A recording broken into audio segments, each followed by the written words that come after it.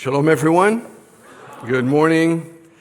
A pleasure to be with you today here, and especially a pleasure and a privilege to follow Dr. Blazing. And I think one of the areas that the church at large, and Christian theology in particular, is not really well equipped to deal with the reality that's taking place, and that is to me, and I'm sure to you as well, the fact that is a wonderful fact that more and more Jewish people are turning to the Messiah, Yeshua. And so my part in this is to, in the conference and at this particular session, is to share with you a bit of new research regarding what is God doing in modern Israel. If we have time at the end, I'll tell you a story and show you a fun picture, but really what I want to do is kind of describe to you in the next 50 minutes or so. And I say or so because I'm from the Middle East, time for us is relative and so on. So, no, but I'll try to be good and keep it in the bounds here and even leave some time for questions. So I want to start by describing, first of all, what's took place in Jewish evangelism before the birth of the state of Israel. So I want to just want to look at what took place before 1947 and 1948. And actually, before I do that, I want to mention that this presentation is the essence of a chapter that will come out in a book by Dr. Glazer from Chosen People Ministries, who's going to have a session in the afternoon, as well as Dr. Darrell Bach from Dallas Theological Seminary for Israel's 70th birthday. So 1947, it was in 29th of November, the League of Nations, later to become the United Nations, have declared the partition of the land of Israel and basically a homeland for the Jewish people. About 6 months later, the state of Israel has self-declared its independence on the 14th of May 1948. But actually before that time, I want to just briefly touch on that, what happened with Messianic Jews, Jewish followers of the Messiah in the land. So really to go back, this year we are commemorating in a lot of places 500 years to the Reformation. I'm not going to talk about that. I will just say that following the Reformation, and due to the fact that a lot of people started reading their Bibles, there has been an awakening in eschatological interest. We see that particularly in the 17th, 18th, and 19th centuries. And so an interest in Israel, an interest in sharing the gospel with Jewish people, and a general eschatological interest. So a very important event that took place relating to Israel, to the land of Israel, took place in 1841. 1841, England and Prussia, Germany, have decided, the churches, the Anglican and Lutheran churches, have decided jointly that it is time to have a Protestant bishop in Jerusalem. And they have chosen none other but a Jewish believer by the name Michael Solomon Alexander, who was the former rabbi of Norwich and Plymouth in England, has become a follower of the Messiah, was later a Hebrew professor at London University. And he was named as the first Anglican bishop in Jerusalem. So that was a very, very symbolic occurrence. And it certainly drew attention. Not only mainline Protestant churches have a presence in Jerusalem, but no other, it's a Jewish believer in the Messiah. So in a lot of people's minds, this made an immediate connection to the ancient church that we read about in the book of Acts that is essentially Jewish. So this theme of restoring the ancient church of the book of Acts is the scarlet cord, as it were, of Messianic Jews in the land of Israel. And we'll see that more and more. So in 1917, following World War I, the British mandate in Israel began. And under the British, the few, it wasn't many, but several hundred Messianic Jews in the land of Israel, were free to operate. Of course, at that time, the general Jewish population was trying to immigrate, or some were trying to immigrate to Israel, and Jewish believers in Christ were not popular among Jewish people, but they enjoyed the kind of being under the auspices of the British. A very important event that in a lot of ways is etched in the memory of Messianic Jews in Israel is called Operation Grace. So following the United Nations declaration of the partition of the land, homeland for the Jews and for the Arabs, several things took place. So the British were preparing to leave the country. The Arabs, surrounding Arab nations, are declaring war and intend to annihilate the Jews, or in their language, push the Jews back to the sea and clean the land and take all of it. So the British are getting ready to leave, and then the church clerics, the Anglican church clerics say, well, we got Jewish believers in Jesus here in this country, several hundred. What are we going to do with them? And so the British come up with what's called historically Operation Grace. Operation Grace offered asylum under the Anglican Church to the Messianic Jews in Israel at the time.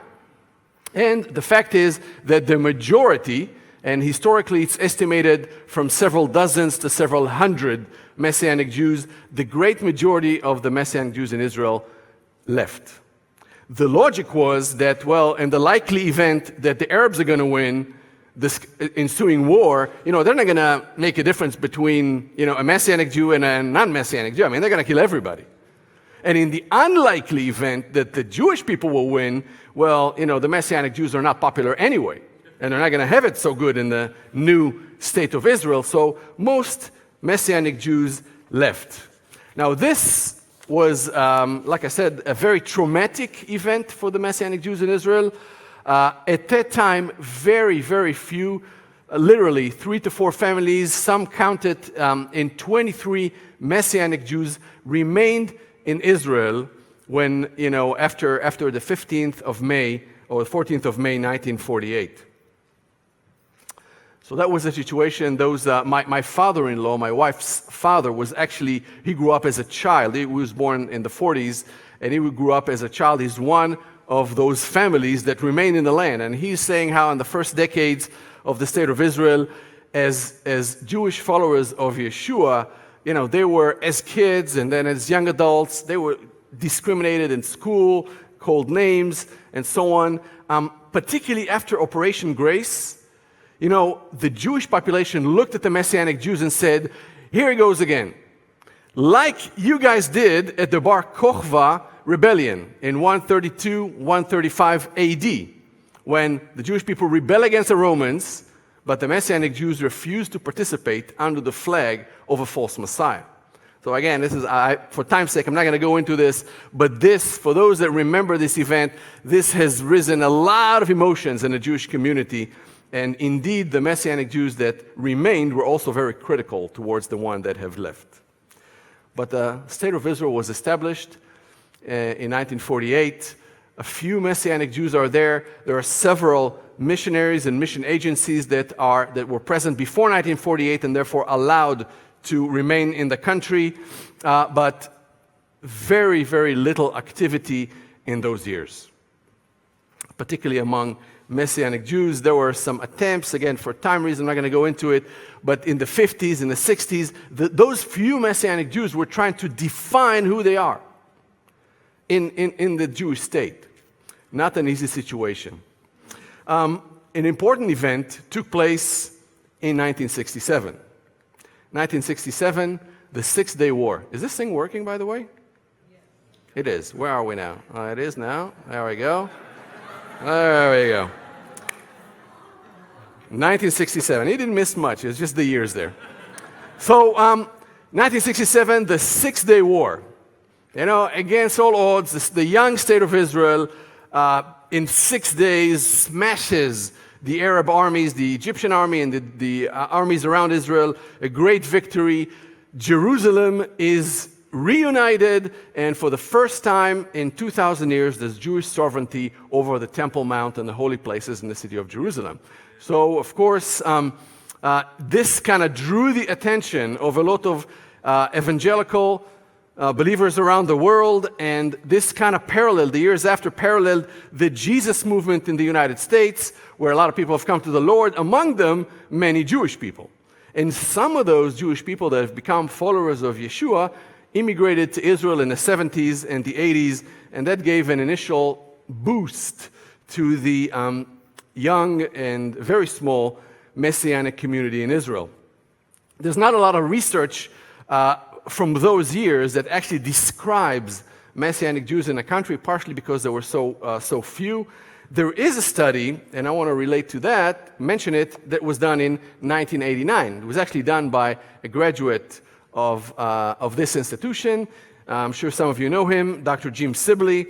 And so Jim and his wife Kathy were serving in Israel in the 80s, and in 89, Dr. Sibley wrote a description from his vantage point on the Messianic movement in Israel. So the main findings of the 1989 study are the following. First of all, there is some sort of a non-formal organization of Messianic leaders and pastors in the country. And most of the pastors come together in this unofficial conference and, cooperate with one another. Very positive.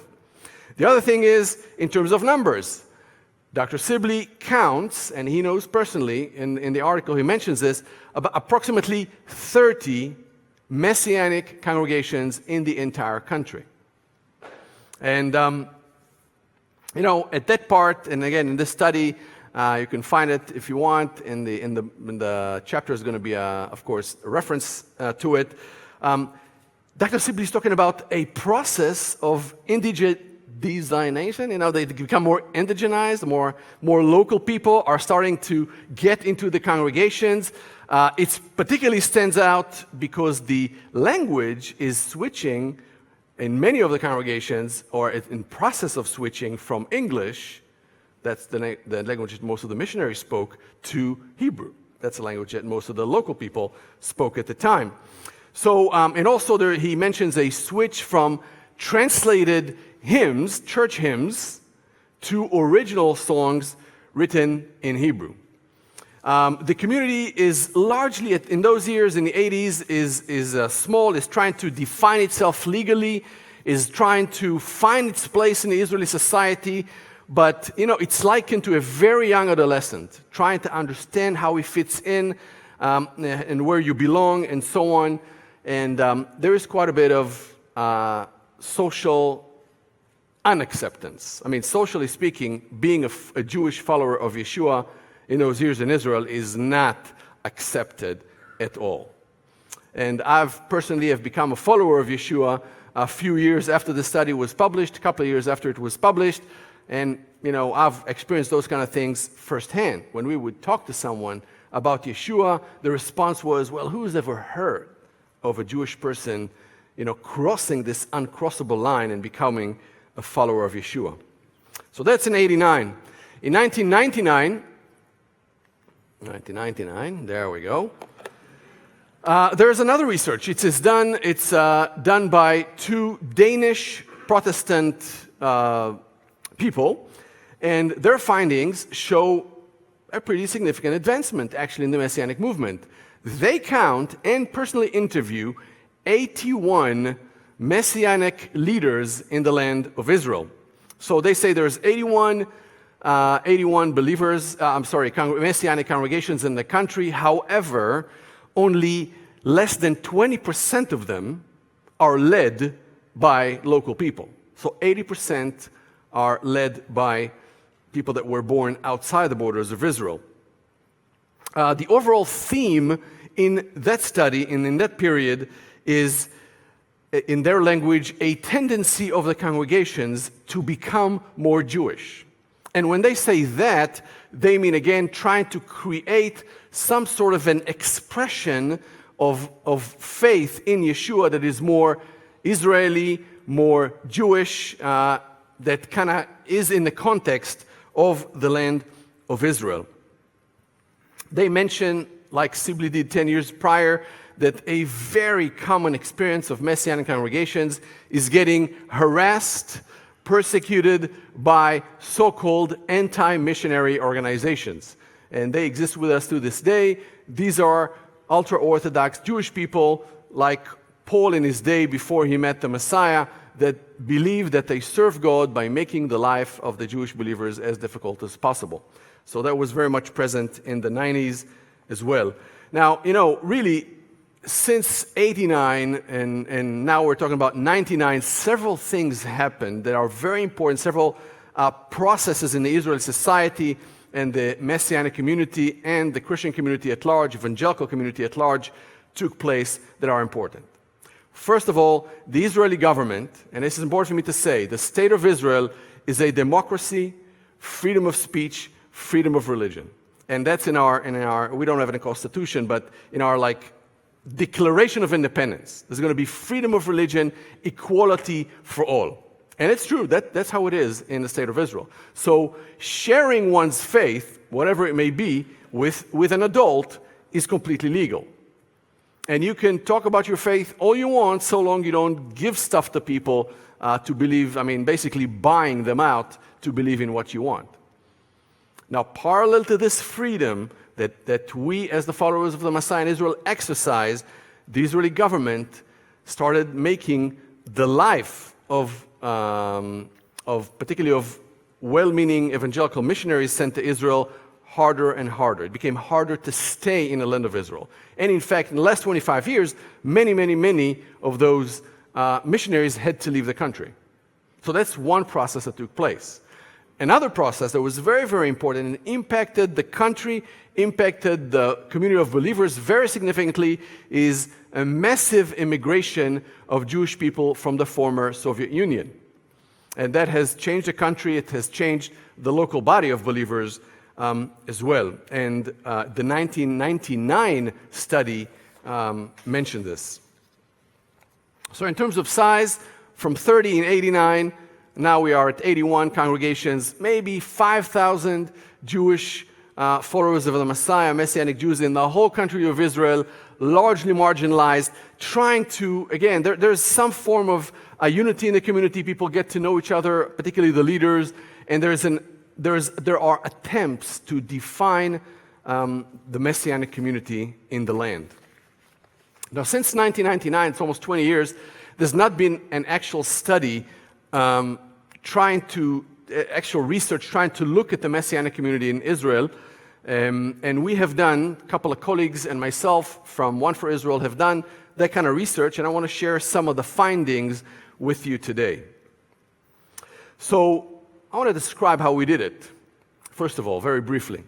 Here, let me go to 2017 study.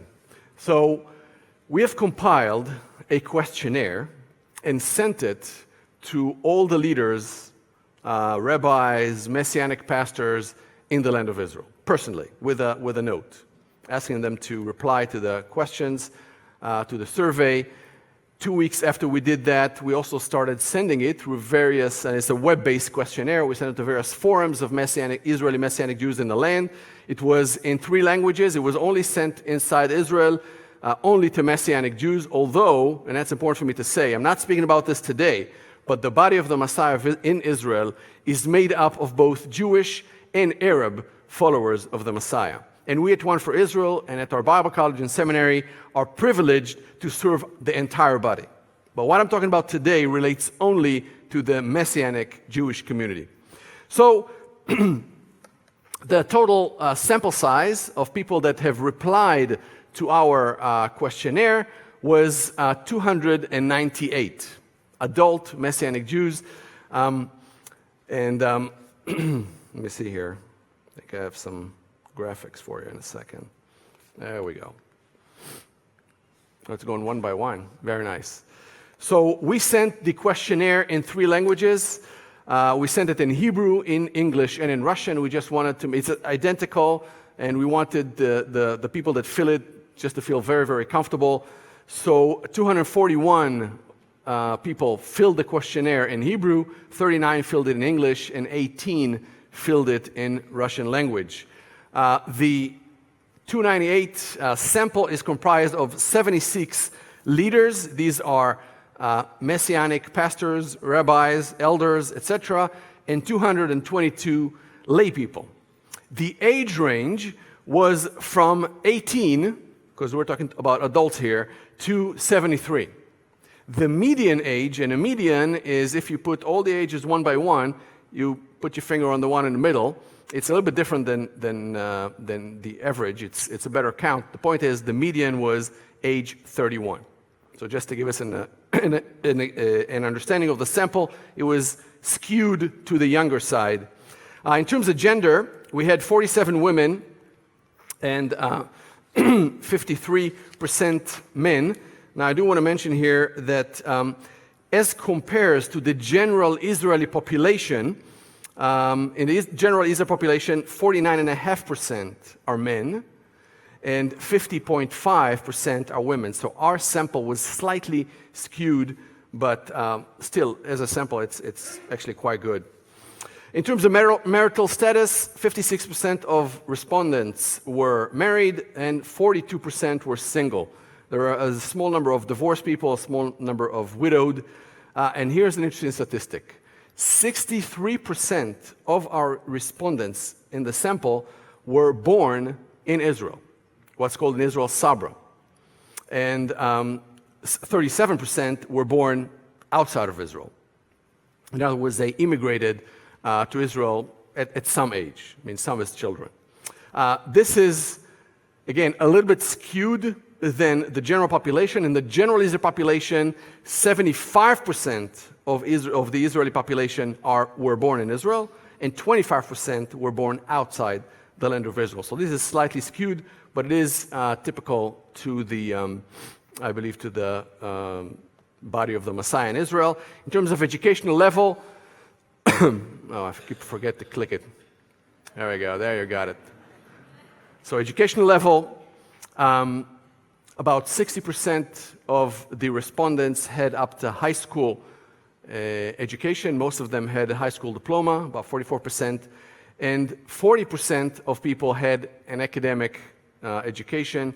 Of the 40, 19% had a graduate degree. So again, the sample is fairly representative of the Israeli general population. And let's go to, now I have an interesting, what I think is quite an interesting chart for you. And this talks about the growth of the Messianic body in Israel. And this is why I'm saying that I think largely the church at large is not ready to deal with that. It doesn't have the theological tools, and this is why I think Dr. Blazing's lecture was so important. So note this. In 1948, there are 600,000 Jewish people residing in the state of Israel, out of about 10 million that survived the Holocaust worldwide. So the diaspora are 5 million in the US, about 5 million in Russia and the former Soviet Union, of course some in other places, but 600,000 Jewish people in Israel. Messianic congregations as such, when the state is established, there are none. There's only churches that are led by denominations and missionaries, and the total number of Messianic Jews in 1948, as I mentioned, is 23. A pretty big jump of almost 50 years to, almost 40, a little over 40 years to 1989. The state of Israel, there are 3.5 million Jewish people. Number of Messianic congregations is estimated in 30, and the number of Messianic Jews in Israel, there's no conclusive data. I would say it is somewhere in the vicinity of 1,200. So this is the jump in 40 years, not a bad jump. 1999, about 4.8 million Jewish people residing in the state of Israel, and approximately 81 congregations in the entire country. That study estimated the number of Jewish believers in the Messiah in Israel in 5,000. Almost 20 years later, our study from this year, we have found 300 congregations and home groups. These are Messianic Jewish congregations and home groups in the land of Israel. And a conservative estimate, I mean, our data shows that there could be actually a lot more, but a conservative estimate is 300,000, 30,000 Messianic Jews in the land of Israel. Now 30,000, in absolute numbers, you have in the Dallas-Fort Worth area churches that, you'd have that number in a weekend, in services. But the point is not just the absolute number, the point is the growth. And the growth is not linear, it's exponential. And I mentioned, 25 years ago when I've become a follower of Yeshua and talked to someone on the street about him, I would get the response, how come as a Jew you talk to us about Jesus? Who's ever heard about this kind of thing? When we do the same thing today, it doesn't mean that everybody agree with us, but close to everyone that we talk to has already heard of this phenomenon of a growing group of Jewish people claiming Yeshua as our Messiah. So the growth is truly quite amazing. And there we go. The size of the community, as I mentioned, is 300 congregations, about 30,000 Messianic Jews. And here's an interesting data. 60% of our sample, representative sample, are first-generation believers. This is interesting. That means that, by the way, the next largest group is second-generation believers. In other words, their parents were first-generation. So that means that the body is very young, and the growth is mostly, people coming to know the Lord. The growth is not people having children. It's great when you have children and then you teach them to walk in the ways of the Lord, but that exponential growth is because more people are becoming followers of Yeshua. The leadership model in most of the congregations, 56% of the congregations have salaried pastors, 44% have non-salaried leadership. This is pretty typical, again, for developing kind of a young national body of the Messiah. The congregational character. Israel is a land of immigrants. As I mentioned, 25% of our citizens were not born in Israel. And each one of us residing in Israel, I was born in Israel, but I look back a couple of generations and my grandparents immigrated. So we're a country of immigrants. So the reason I say this is because being Israeli is something that it's a huge thing in our society, in the general society. And it's a even bigger thing in the Messianic community. And so we've asked, the people that participated, the sample, we asked them, how Israeli do you perceive your congregation to be? And, let me put it up there. And the answer was quite overwhelming. Most people use Hebrew. 92% of congregations use Hebrew as the main language. Now, the great majority of those congregations have translation, mainly to Russian, after that to English, but there's to other languages. There was German, there was Spanish, a lot of languages, because we have a lot of immigrants from a lot of places. But Hebrew is the main language in 92% of the congregations. Between 90 and 100%, and the range is because we asked about all the main Jewish holidays, 90 to 100% celebrate the Jewish holidays. Of course, Passover being the 100%, but all those main Jewish holidays are celebrated in a congregational context in Israel. 93% said that they feel that their congregation is very Israeli, which again, identity by and large is made up of two things: what you perceive about yourself and what others perceive about you. So this one touches on what Israeli Messianic Jews perceive about ourselves. We definitely perceive ourselves as part and parcel of the Israeli society, and that's a big thing. Kind of related to that, 99% of people said that their congregation actively encourages joining the IDF, the Israel Defensive Force. And, the IDF is kind of, being in the IDF or having served in the IDF is the hallmark of Israeli society. And that's very, very common, and so it's not surprised that this is encouraged in Messianic congregations. By the way, I will say that one of the what's the word I'm looking for here? One of the places in Israeli society that Israeli Messianic Jews receive the most acceptance and appreciation is the military. And there are Messianic Jews that are serving as pilots, as officers in very prestigious units, in our intelligence units. So the Israeli Messianic Jewish community has a very good name in the IDF. That's no small thing. Now we get to something that's a little more tricky, maybe sticky, and that's how Israeli Messianic Jews perceive the relationship between them and the general Jewish people, between them and the church. Now, it's important to say, Messianic Jews everywhere, not just in Israel, all over the world, exist on the fringes or the edges of two worlds simultaneously. And I think Dr. Blazing's lecture kind of demonstrated that.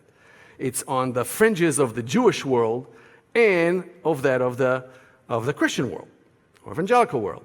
And each community tells the Messianic Jews, what's wrong with you guys? Jewish people say to Messianic Jews, well, you've crossed this line, and so why aren't you just calling yourselves Christian? That's it, because you believe in Yeshua and Jesus. That's the hallmark of being a Christian. And Messianic Jews say, well, Yeshua is Jewish. Sometimes I'm being told, that's pretty humorous to me at least, but it shows the depth of ignorance. I hear it not seldom, I hear it quite frequently. Yeshua was Jewish before he became a Christian. And I say, no, he is the Christ, he is the Messiah, he cannot become, anyhow. But, we get that. Now, and you probably heard, from the other side, from the church, a lot of Messianic Jews, mostly Messianic Jews would get the response, well, now that you guys believe in Yeshua, you guys are Christians, right? And you don't no longer Jews. You were a Jew before you converted to become a Christian, right? And so, no, I'm still Jewish. Actually, the most Jewish thing I've ever done is to become a follower of Yeshua. There's a great misunderstanding about it. And so there's an interesting term we use sometimes in our circles, and that's called Gentilizers. Now, you probably heard the term Judaizers. Now, we use the term Gentilizers. It's kind of anyhow, we can move forward. So just in terms of how Israeli Messianic Jews perceive the relationship, 68% of Israeli Messianic Jews feel a full to significant congregational identification with the Jewish people. This is not personal, this is congregational. This is even more significant. So it's something that stands out in the congregation, close to 70%. The rest feel partial or somewhat. 63% of Israeli Messianic Jews significantly or fully or significantly identify with the evangelical church worldwide. Now, it's important to say that, oh yes, I have to click the thing. I have to tell you something. I teach in a seminary setting in Israel. I stopped doing those things that they come up a long time ago.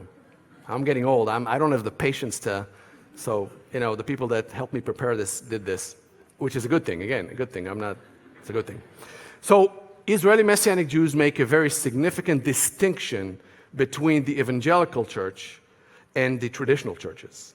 Because one of the first things that we are told when we say to our people, our families, our friends, our neighbors that we are followers of Yeshua is, well, how can you do that? The Inquisition, the pogroms, the Crusades, how can you join those, people that did this to us? And, Messianic Jews say, well, hold on. Again, this is part of painful history we have to face, but I've not joined the Inquisition here.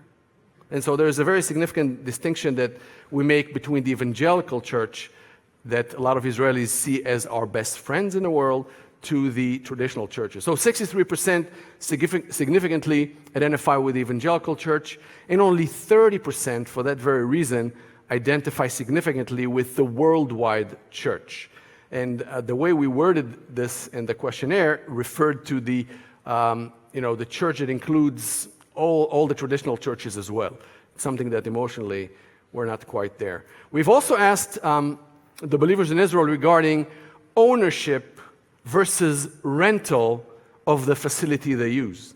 Now, this may seem like a small issue, but actually it's not. So a third only a third of the congregations own the facility that they gather, and 2/3 rent it. The reason I say this is significant because I think everywhere, but certainly in the Middle East, certainly in Israel, if you're renting, then first of all, it tells the society you're temporary. You're not really here to stay. And as I said, for the Messianic Jews, because of history, it's something that's quite important. And so often, anyway, okay, we'll just stick with that. Now, another phenomenon that we have, I think that's fairly unique to Israel, is that many times when Messianic Jewish congregations rent a facility, the so-called anti-missionaries find the owner and they convince him, if they have funding, they'll provide funding. If they don't, they'll just convince him to cancel the contract and throw the Messianic Jews out. And so that has happened many, many, many times. So this is why this question of ownership facility is actually quite important. And in the survey, we saw that a lot of the Messianic congregations are seriously praying about purchasing a facility. Some more essentials of the Messianic community. 80% regarding persecution. And when I say persecution, I want to explain what that means. It starts with small things like marginalization. Okay, and because you are a Messianic Jew, in your workplace or wherever in the studies or whatever it is you're doing, people are going to look at you strange. You're not going to be considered one of the guys or one of the girls, and just be marginalized. Not all your civil rights be given to you. You have to demand them sometimes. That's on a softer part. On the harder end of the continuum is, your picture is put in a poster. The poster is hung all over the neighborhood, and all your friends and neighbors are warned not to come close to you because you're a dangerous person, a very negative person, particularly uncomfortable for our children. Even more active than that is, of course, physical persecution. Well known, several years ago, a bomb was delivered to a house of a Messianic pastor, and his son was near death. He's okay and he's alive, but so everything in that range. For us, it's literally part of life. And now, something that's very, very interesting I want to spend a little bit of time on is internet wars, what I call internet wars with the anti-missionaries. Israelis are very, very connected. How many of you have been to Israel here in the crowd? Okay, a lot of you. So you know that what Israelis do all the time is, we're on our smartphones, but we're not really, checking the weather. We usually watch short videos on YouTube, on Facebook, those kind of things. Israelis are very, very heavy, actually the heaviest users in the world, 60% more than the average American, believe it or not. Nothing to be proud of, but the point is that a lot of effort has been put by Israeli Messianic Jews to share the good news of the Messiah through the internet. So listen to this, on average, 22,000 Jewish people in Israel search Google every month with the word Yeshua or Messiah. So a lot of people are searching. And so, if you know a little bit about how it's done with Google and other search engines, you actually can buy certain search words. So basically, we try to beat, and in most cases we have, beaten the anti-missionary organizations so that the first several websites will be ours, not theirs. So that's going on. And we have, as Israeli Messianic Jews, we've put up a lot of material, testimonials, apologetics that have had a tremendous response. In the state of Israel right now, there are a little under 7 million Jewish people, and those kind of evangelistic videos that only One for Israel produced have been watched, this is Hebrew only, have been watched more than 14 million times. So the response has been overwhelming, mostly positive, sometimes negative. And of course, the so-called anti-missionary organizations, and I say so-called because I want you to understand, they're not our enemies. They are our brothers, and we are praying for them. And we pray we'll see some Apostle Pauls from among them. So anyway, they try to do their own websites with testimonials and with apologetics on their end why Yeshua is not the Messiah. So the anti-missionary organizations actually mail to our homes by name. I mean, they have our name and our address, very unconstitutional, a booklet they called Searching, a magazine for Jews who lost their way. And they have articles about, trying to prove that Yeshua is not the Messiah. So a group of up-and-coming Messianic Jews in Israel, came together and said, well, we want to publish a Contra magazine. So we started publishing a magazine called Finding, a magazine for Jews that are tired from searching, where we answer the issues they raise. Now, humorous as it may seem, the important thing, and this is why I'm telling this, is, this is probably the first time since, the very, very first centuries, that local Messianic Jews are publicly going against the authority of the Pharisees, basically. And this is, it is humorous, but it's an internal conversation within our people. Because much of it is apologetics that are very, you have to have a lot of background in Jewish history to understand.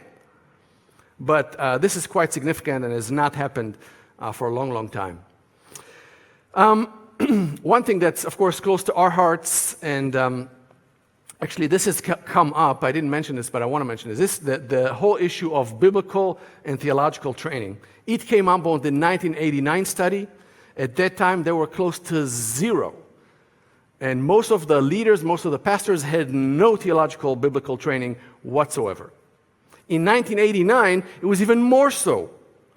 And again, leaders said, we want it, we don't have it, but we really, really want it. In 2017, and for time's sake, I'm not going to go into it, but of course, that's the heart of what we do at Israel College of the Bible. The situation is a little bit better. And of the 300 congregations, many of them, actually most of them, have at least one person in their leadership that had some biblical theological training. Most of them had some sort of a degree program with us. But the interesting thing is that we asked them, how important it is for you? And 84% view biblical theological training as very, very important. And this is not surprising. Whenever there's a movement of God, the enemy of our souls try to imitate. So we have our fair share of challenges in the Israeli Messianic Jewish community.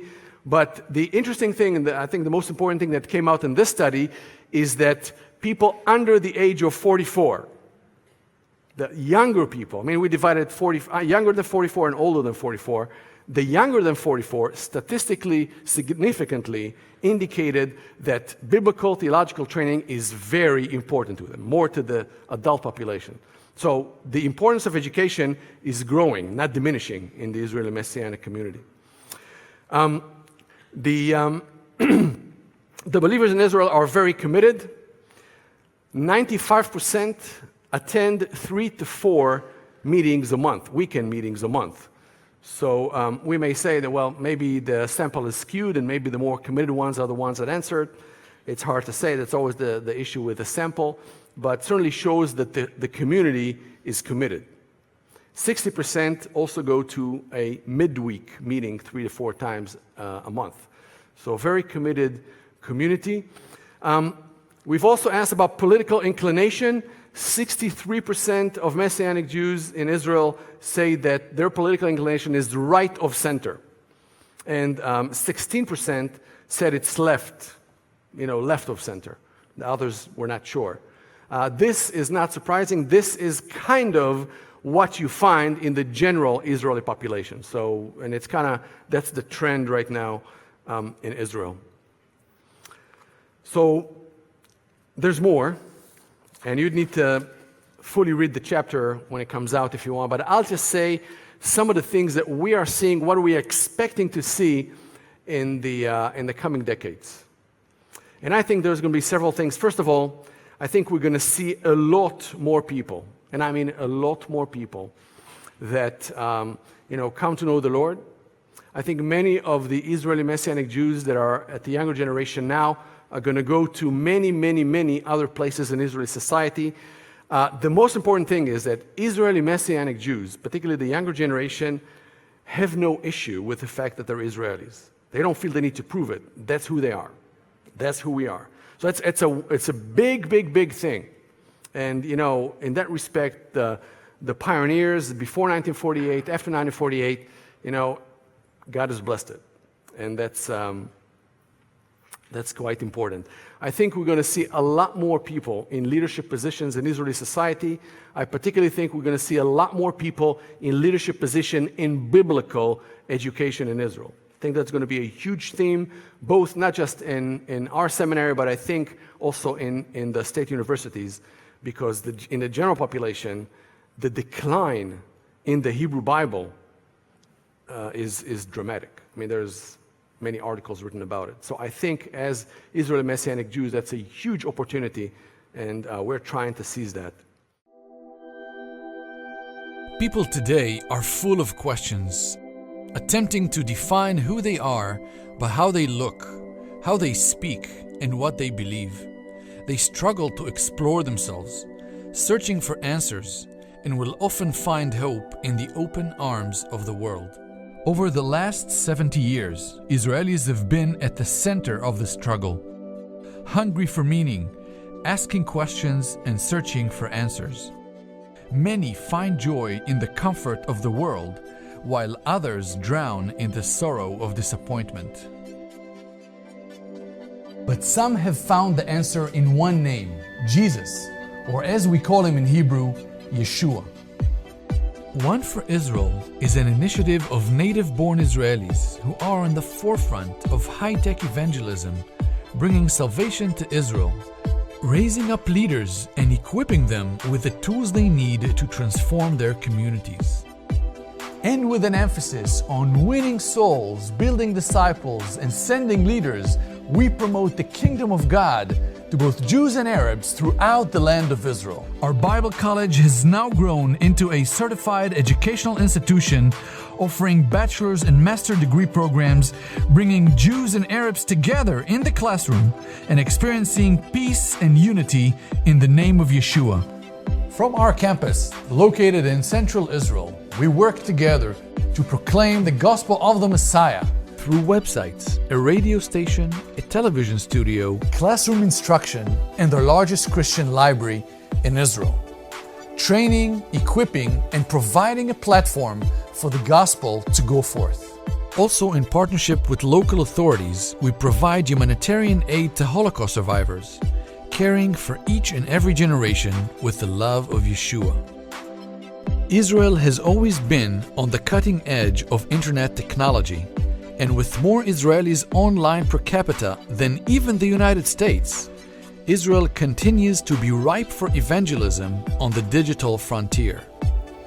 iGod, Messiah, Isaiah 53, Ex-Rabbi, and I Met Messiah, among others, are all tools and outlets provided by One for Israel, so the Jewish people can hear, receive, and grow in their knowledge of the Messiah.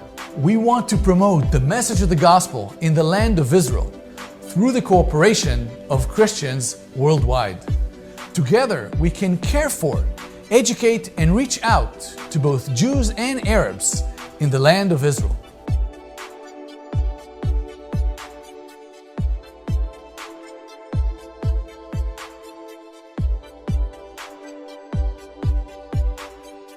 As a native-born Israeli who has experienced firsthand the transforming power of the gospel of the Messiah, I would like to invite you personally to extend a helping hand and become one for Israel.